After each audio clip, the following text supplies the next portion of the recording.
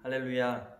우리 삶 가운데 언제나 함께 하시는 우리 아버지 하나님의 이름을 함께 찬양하며 높여드리도록 하겠습니다.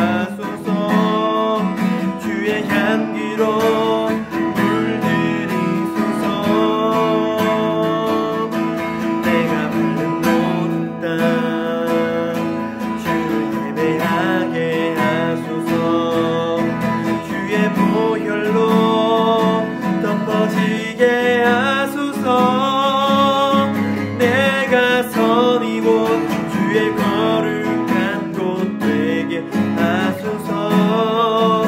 주의 향기로 물들이소서.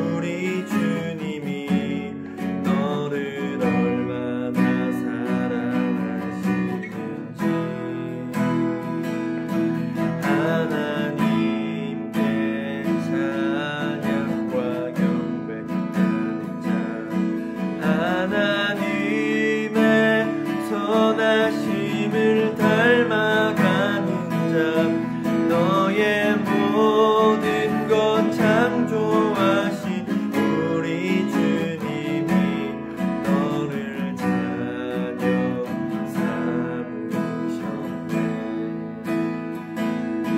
하나님 사랑의 눈으로 너를 어느 때나 바라보시고 하나님 인자한 귀로서 언제나 너에게 기울이시니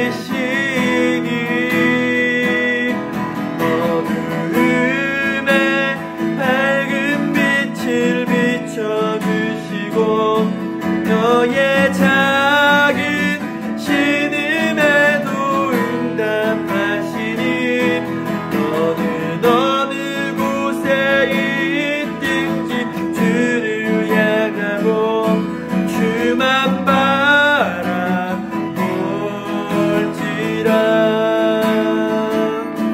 하나님 사랑의 눈으로 너를 어느 때나 바라보시고 하나님 인자한 귀로서 언제나 너에게 기울이시니 어두움에 밝은 빛을 비춰주시고 너의 작은 신음에도 응답하시니 너는 어느 곳에 있든지 주를 향하고 주만 바라볼지라.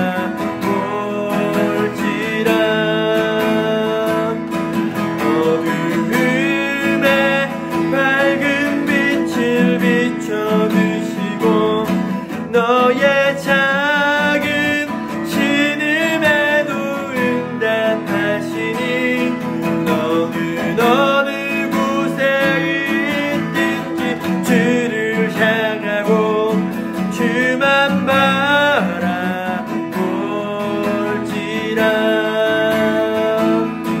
너는 어느 곳에 있든지 주를 향하고 주만 바라볼지라.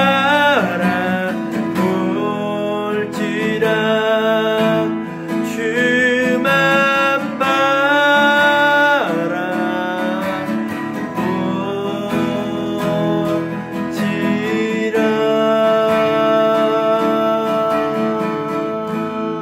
하나님 감사합니다. 오늘 또 이렇게 영상으로나마 예배를 드릴 수 있음에 정말 감사드립니다. 코로나라는 질병 때문에 모든 나라가 걱정과 두려움 속에 있습니다. 저희 모두가 건강한 모습으로 다시 교회에서 볼 수 있기를 간절히 소망합니다. 이제 곧 목사님 나오셔서 예배 전하실 텐데 그 말씀 듣고 이번 일주일간도 믿음 속에서 살아가게 해주세요. 예수님 이름으로 기도드립니다. 할렐루야, 반갑습니다. 벌써 세 번째로 맡게 되는 영상 예배입니다. 이제 세 번째 하다 보니까 좀 익숙해지네요. 그런데 오늘 준섭쌤은 이렇게 교회에서 찬양 인도를 해주셔서 더 저희가 교회에서 예배드리는 것 같은 그러한 느낌을 가지게 됩니다. 그리고 아름이가 기도를 잘 해줬는데 중간에 아멘이라는 음성이 삭제되었더라고요. 그래서 불가피하게 아멘만 빠지게 됐는데 여러분들은 영상 예배 드리면서 다 아멘 했을 줄로 믿습니다. 네, 오늘 성경 말씀을 먼저 읽도록 하겠습니다. 요한복음 19장 30절입니다. 요한복음 19장 30절 제가 읽어드릴게요. 예수께서 신 포도주를 받으신 후에 이르시되 다 이루었다 하시고 머리를 숙이니 영혼이 떠나가시니라. 아멘. 방금 읽었던 본문은 약간 의아하실 수 있어요. 예수님께서 십자가에 못 박히시고 또 돌아가시는 부분이잖아요. 고난주간도 끝났고 부활주일도 예수님 부활하셨는데 갑자기 왜 또 죽으시는 내용을 이야기하냐라고 생각할 수 있는데, 제가 이번 주에 어떤 설교 말씀을 전할까라는 이런 고민을 하다가 꽂힌 단어가 있어요. 꽂힌 문구. 그게 뭐냐면 다 이루었다. 다 이루었다라는 이러한 말씀이 제게 참 한 주 동안 많이 묵상하게 하더라고요. 왜 이 말씀이 내게 감동이 되었을까 한번 곰곰이 생각해 봤어요. 예수님께서 다 이루었다라는 그 고백은 십자가에 죽으실 때, 그러니까 영혼이 떠나시기 전에 육신으로서, 그러니까 마지막 중에서도 마지막, 그때 다 이루었다라는 말씀을 하세요. 사실 죽음이라 하면 실패한 것으로 봐야 되잖아요. 많은 사람들이 예수님을 실패자로 봤을 것입니다. 자칭 선지자라 하고 유대인의 왕이라고 그렇게 생각했던 자가 이제는 자기를 구원하지 못하고 이제 저렇게 십자가에 못 박혀 십자가에 달려 죽는구나 라고 사람들이 많이 조롱했죠. 십자가 자체는 형벌이고 수치이자 모욕이고 실패의 증거라고 볼 수 있습니다. 그런데 예수님께서는 그 실패의 십자가에서, 그것도 죽으시기 직전에 하신 말씀이 다 이루었다라는 말씀이었습니다. 이게 제게 엄청난 이 충격과 또 엄청난 묵상을 하게 하더라고요. 왜 그 말씀을 하셨지? 그냥 다 이루셨다라는 말씀보다 그냥 우리의 죄를 지고 숨지셨다라는 게 더 드라마틱하지 않나요? 그런데 왜 하필 마지막 말씀으로, 인생의 육신으로서의 마지막 말씀으로, 그러니까 부활하시기 전에 마지막 말씀으로 왜 다 이루었다라는 말씀을 하셨을까? 저는 이 죽음까지도 예수님의 계획 안에 있었다고 생각합니다. 또 그게 사실이죠. 죽음까지도 예수님의 계획 안에 있었고, 이마저도 예수님의 섭리에, 하나님의 섭리에 의해서 이루어진 일들이기 때문에 결국 십자가에서 죽으심은 패배가 아니었던 것입니다. 다 이루었다라는 말은 결국은 내가 죽지만, 육신적으로는 죽지만 이 죽음이 패배가 아니라 승리한 것이다. 결국 나는 이겼다. 라는 그러한 말씀을 하고 계신 것입니다.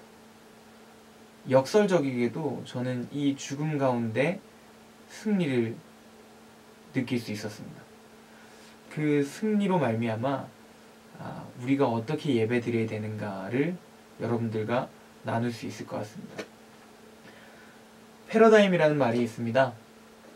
패러다임은 한 시대의 사람들의 견해나 사고를 규정하는 말입니다. 그러니까 한 시대에 어떤 사람들이 공통적으로 가지고 있는 이 사고나 가치들, 이것을 우리는 흔히 패러다임이라고 합니다. 이 패러다임이 바뀔 때는 이 공통적으로 여기던 가치들이 이젠 공통적이지 않게 되고 또 다른 가치들이 생겨나기 시작하죠. 예로 들면 예전에는 선과 악, 흑과 백이라는 이런 이분법적인 사고가 아주 당연한 것이었습니다. 그런데 요즘은 그렇지 않잖아요. 모든 것이 선하지도 않고 모든 것이 악하지도 않고 선할 수도 있고 악할 수도 있고, 이러한 이 포스트 모더니즘의 사상은 이 포스트 모더니즘의 패러다임이라고 볼 수 있습니다. 바뀐 거죠. 이게 사실은 모더니즘에서 포스트 모더니즘으로. 이런 여러 가지 패러다임의 변화는 뭐 불의 발견, 뭐 언어의 발명, 종이의 발명, 뭐 이런 산업혁명 이런 것들로 패러다임의 그 가치들이 변화되어 왔었습니다. 갑자기 패러다임 얘기는 왜 하나요? 라고 물을 수도 있어요. 저는 지금 이 시대의 우리가 이제까지 드리던 예배의 가치와 새로운 예배의 가치와 지금의 예배가 변화되는 시점이라고, 그러니까 예배 패러다임의 변화라고 생각합니다. 이 변화되는 시기 속에서 사실은 불안한 것도 사실이었어요.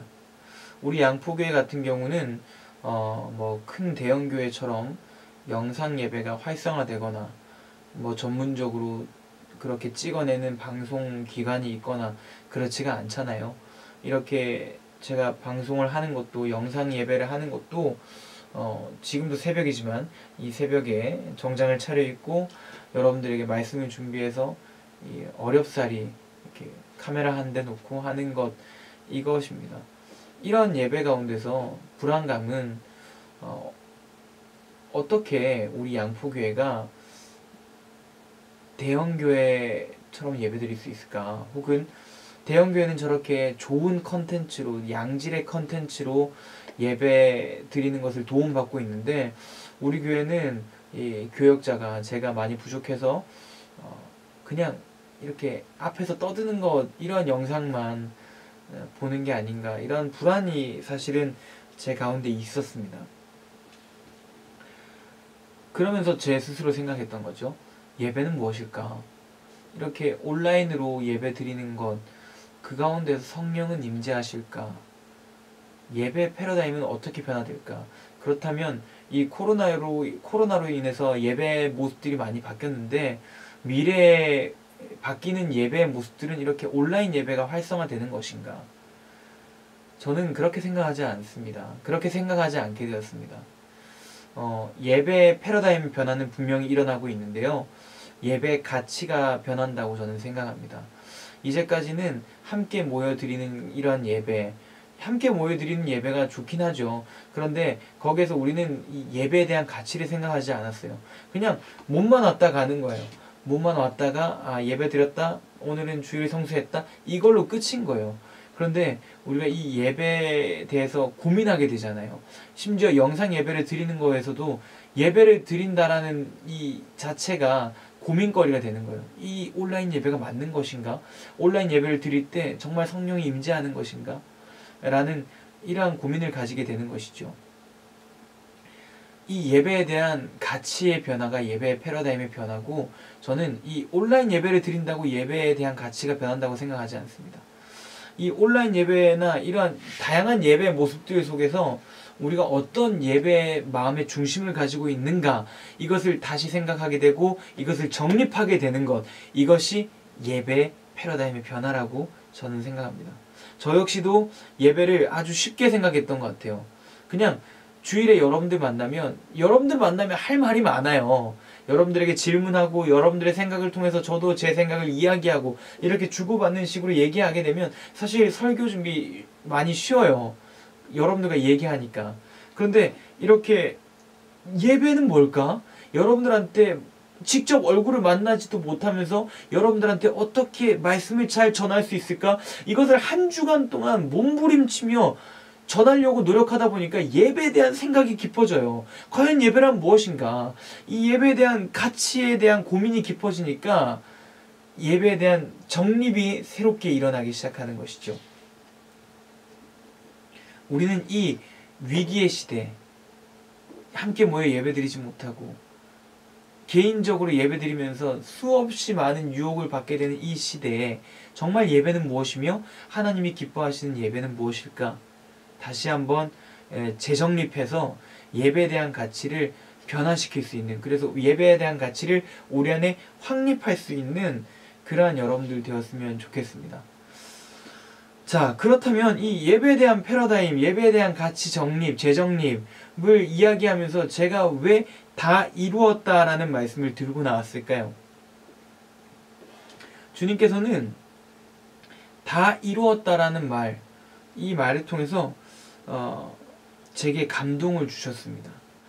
예수님께서는 이 죽음의 직전에 다 이루었다라는 말을 하시기 직전까지 적게는 공생의 3년, 또 길게는 탄생부터 이 죽으심까지의 33년, 이 말씀 33년 동안 이 다 이루었다라는 말씀을 하시기 위해서 달려오셨습니다. 그가 받았던 모든 고난들, 영광들, 모든 핍박들, 모든 것들이 다 이루었다. 이 5글자를 하기 위해서 달려오신 것입니다. 이 5글자를 하기 위해서 그분의 계획 가운데 수없이 많은 이 영광과 그리고 사람들의 환대와 또 바리새인들에게, 제사장들에게 받을 멸시와 천대, 이런 고난과 핍박들까지도 그분은 짊어지고 오신 것입니다.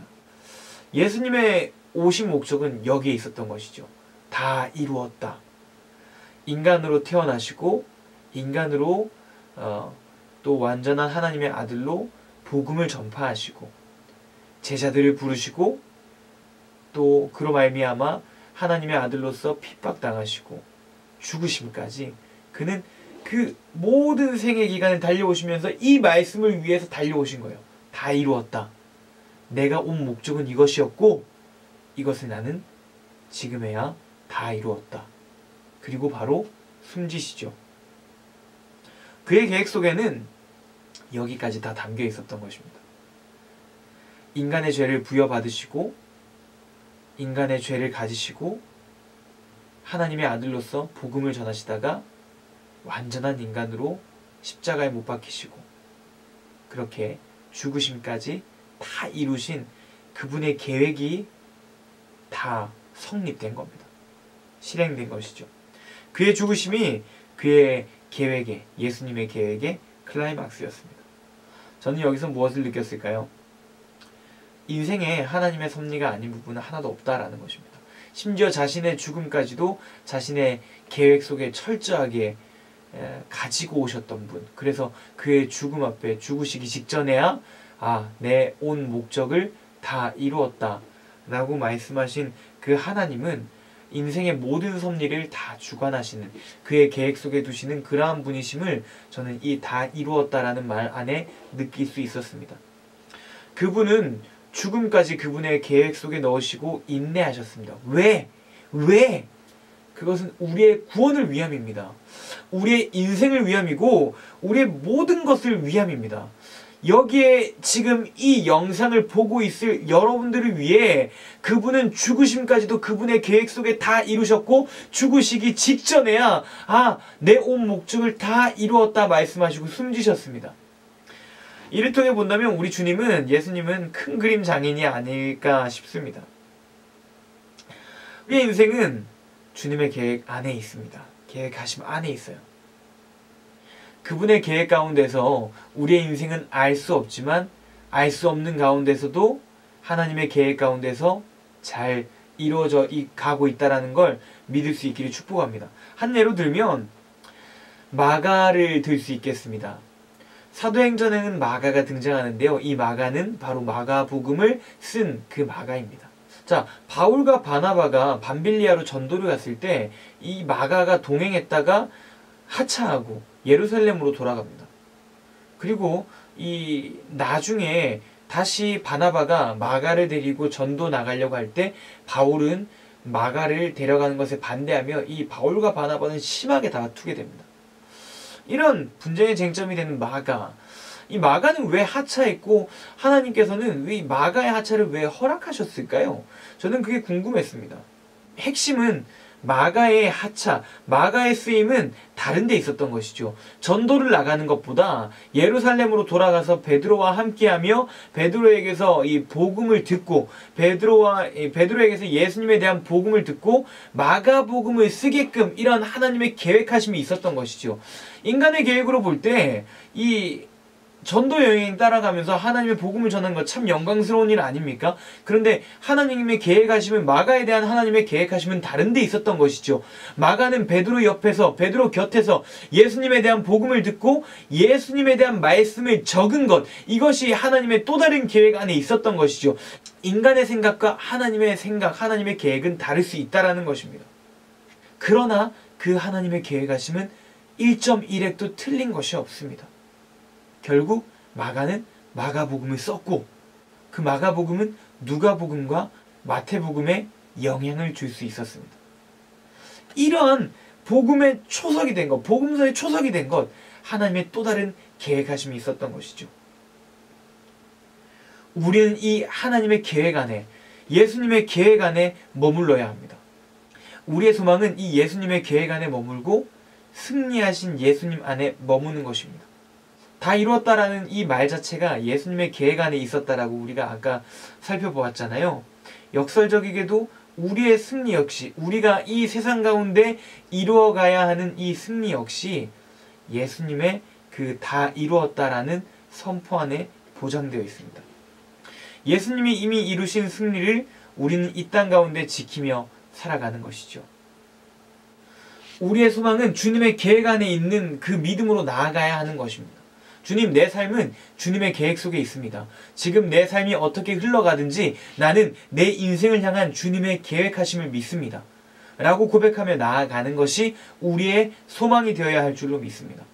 예수님께서는 다 이루었다라는 말로 그분의 계획하심을 다 이루셨습니다. 우리의 소망은 십자가에서 모든 것을 다 이루셨다라고 고백하신 그 주님의 계획 안에 머무는 것이 되어야 합니다. 예수님께서는 십자가에서 다 이루셨다고 승리를 선포하십니다. 죽음의 직전에 누가 봐도 패배한 것 같은 그 순간에 다 이루셨다고 승리를 선포하십니다. 예수님께서 이미 이루신, 십자가에서 이미 이루신 승리를 우리는 이 땅 가운데 소망으로 두며 살아가야 될 줄로 믿습니다. 삶이 얼마나 퍽퍽합니까? 친구들한테 왕따를 당하기도 하고 부모님이 도망가기도 하고 집이 가난하기도 하고 다문화로 태어난 서러움이 얼마나 크겠습니까?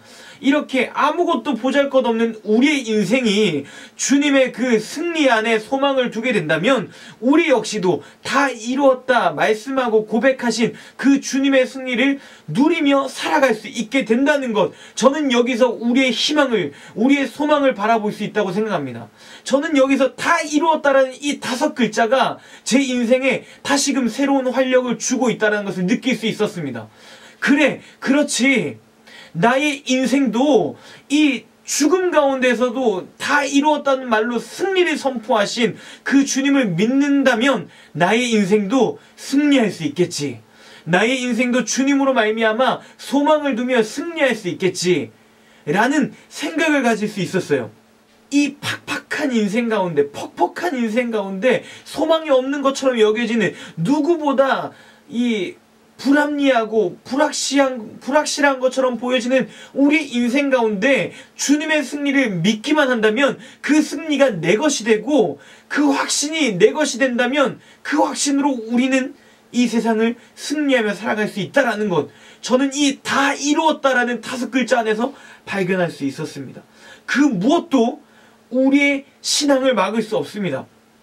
친구한테 왕따를 당했다는 거, 부모님이 도망갔다라는 거, 한부모 자녀라는 거, 집안이 가난하다라는 거, 다문화 가정이라는 거, 이 모든 것들이 우리의 신앙을 막을 수 없습니다. 우리의 승리를 막을 수 없다라는 것이죠. 우리는 이 십자가의 승리를 믿지 못한다면, 다 이루었다라는 주님의 계획하심과 승리하심을 믿지 못한다면 우리는 여전히 사단의 권세 아래 있을 수밖에 없습니다. 하지만 다 이루었다. 주님의 이 계획하심과 그 계획하심이 우리의 인생 가운데 있고 그 승리가 우리의 인생 가운데 있다라는 것을 믿는다면 우리는 은혜 아래 있게 되는 것입니다. 주님은 오늘도 우리에게 이렇게 말씀하십니다. 다 이루었다 아들아, 다 이루었다 딸아, 내가 너를 사랑하여 죽음까지 감당하였다. 너를 해할 자 아무도 없으리. 내가 죽음으로 말미암아 죽음을 이기었노니 내가 주는 이 승리를 너는 누리도록 하여라. 이것까지도 내가 이루었노라. 이것이 내가 십자가에서 이룬 모든 것이니라. 따라서 우리의 소망은, 우리 인생의 소망은 이 예수님의 이루신 승리 안에 머무는 것입니다. 그래야 해서 정말 제가 느끼는 것은 이 무섭게 변화해가는 시대 가운데 주님, 나 역시도 다 이루신 주님을 통해서, 다 이루었다 말씀하신 주님을 통해서 나 역시도 이 삶을 승리해 갑니다. 이 퍽퍽한 삶을 승리해 갑니다. 소망이 보이지 않지만, 아무것도 내세울 것 없고 자랑할 것 없는 내 인생이지만, 나는 다 이루었다 말씀하신 주님으로 말미암아 믿음의 확신을 가지고 승리하며 살아갑니다. 복음을 전하며 선한 싸움을 싸우며 나의 달려갈 길을 최선을 다해 달려가며 나는 이 삶을 이루어갑니다. 이것이 나의 예배입니다. 여러분 기억하십시오. 우리의 예배는 저의 말씀을, 제가 전하는 말씀을 듣는 것에서 그치는 것이 아닙니다. 우리의 예배는 우리의 삶이 됩니다. 그래야 해서 다 이루신 주님의 그 계획하심과 승리 안에 나의 인생이 있음을 믿고 의지하고 나의 삶을 주님 앞에 맡겨드리며, 우리 역시도 그 다 이루었다 주님 말씀하신 그 승리를 삶 가운데 누리며 매일매일이 주님 앞에 올려드린 예배가 될 수 있는 여러분들의 삶이 될 수 있기를 축복합니다. 기도하겠습니다. 하나님, 우리의 삶은 다 이루었다 말씀하신 주님의 것입니다. 그 죽음을 이기신 주님의 승리가, 예수님의 승리가 믿는 우리 가운데 있습니다. 우리도 그 주님으로 말미암아 승리하며 이 땅 가운데 살아갈 수 있기를 이 땅 가운데 살아갈 수 있기를 원합니다. 주님, 우리의 믿음이 이 코로나 혹은 이 상황 가운데 흔들리지 않게 하시고 죽음을 이기시고 죽음을 승리로 바꾸신 주님의 계획을 믿으며 우리의 인생도 그 계획과 섭리 안에 있음을 믿고 확신하며 하루하루를 예배의 삶으로 예배드리며 우리의 삶을 예배로 드리며 살아갈 수 있는 우리 모든 다니엘 학생부, 그리고 우리 모든 양포교회 성도들 될 수 있기를 원합니다. 그렇게 살아갈 수 있게 인도하여 주시옵소서. 감사드리고 예수님 이름으로 기도드립니다. 아멘. 하늘에 계신 우리 아버지, 아버지 이름을 거룩하게 하시며 아버지의 나라가 오게 하시며 아버지의 뜻이 하늘에서와 같이 땅에서도 이루어지게 하소서. 오늘 우리에게 일용할 양식을 주시고 우리가 우리에게 잘못한 사람을 용서하여 준 것 같이 우리 죄를 용서하여 주시고 우리를 시험에 빠지지 않게 하시고 악에서 구하소서. 나라와 권능과 영광이 영원히 아버지의 것입니다. 아멘.